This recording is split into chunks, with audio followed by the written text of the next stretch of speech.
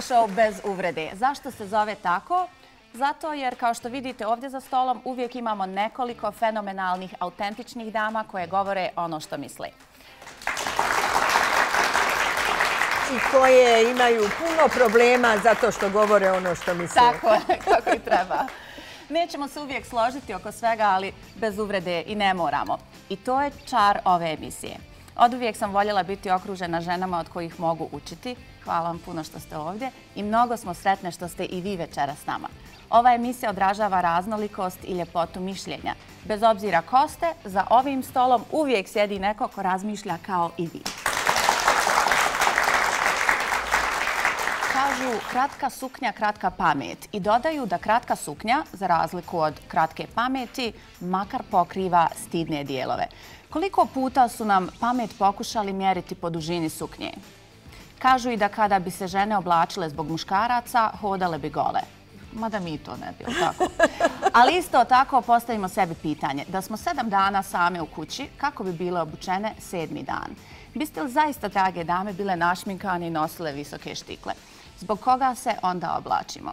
Šta se smatra provokativnim? Zašto i da li naša odjeća ikad može biti poziv na seks? Može.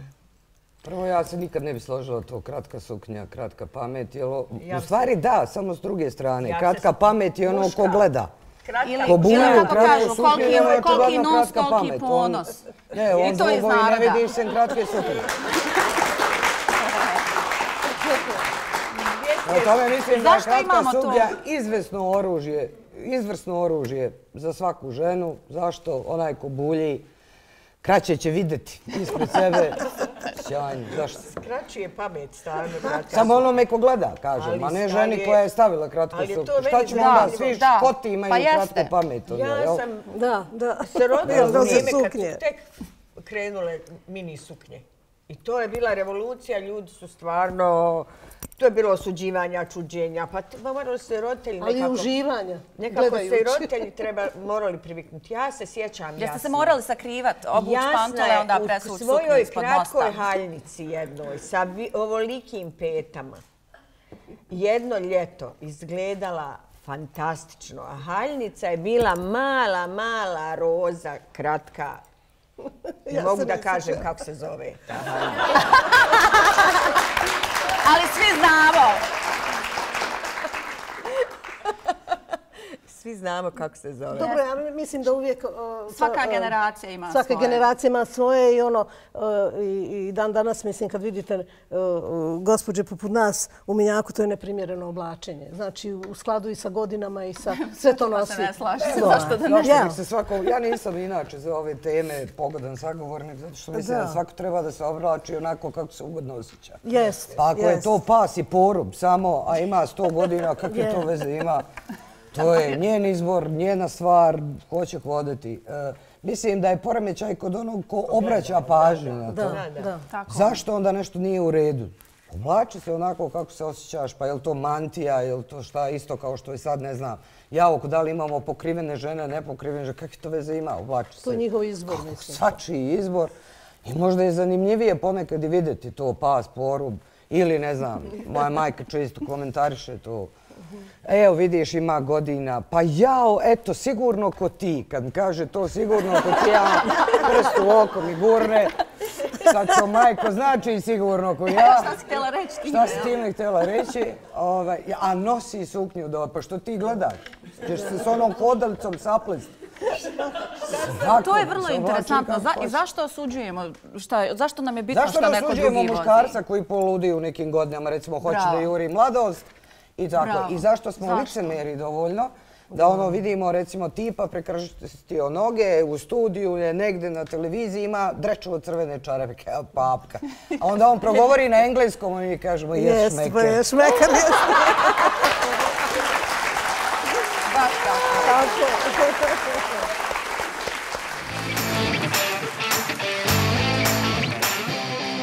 Ne smatram da što je kraća suknja, to je kraća pamet. Apsolutno to ne smatram. Uvijek se je dobacivalo i uvijek su muškarci bili takvi kakvi jesu.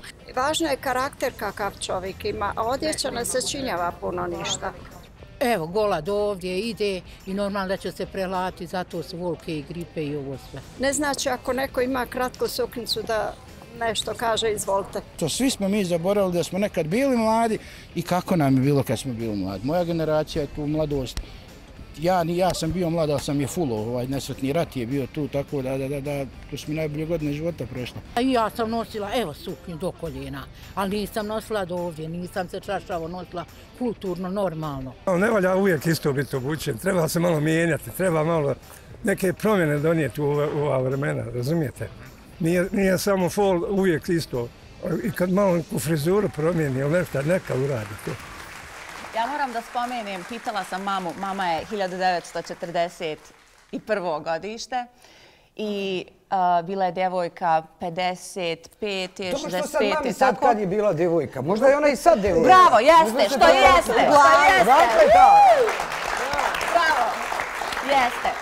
Ali, onda ćemo o nedostatku šminke i tih stvari. Pitala sam kako ste se šminkale, jeste li imali tuš i to, jer iz ove vizije, ja pretpostavljam da su imali tuš. Kakav tuš? Imali smo šibicu kad izgori. Šibicom su mogli... Nismo mi baš tako stare. Mi smo imali sve to. Dobro, vi, to je decenija manje od moje mame. Izbacit će i studija. Trenutno će leteti odavde i više se vrat neće. Ne, znate kako? Meni je najdivnije kad muškarac kaže ja divno izgledaš za svoje godine. On misli da vam je uputio kompliment, u stvar meni dođe da ga izgazam. Ne, to se odmah odgovori, a što ti loše izgledaš za svoje. Kod nas ovdje toliko ima ageista. Pogotovo se taj ageizam primjenjuje na žene. Muškarci nisu tome izloženi, ali ja osjetim na svojoj koži sve, dobro, ovi nacionalisti, na mene ageisti sekiraju, vjerujte. Pređi na ove druge. Pa ja, ove, mislim, protiv njih ne znam kako da se borim. Nemaš ništa efikasno. Jer najradije me sahranili da mogu. I svi u stvari misle, evo, žena ima godina, ona je za bacit. Ba Boga mi ja ne dam ovaj svoj mozak. Da, pogledajte ovo. A nije mi izgled.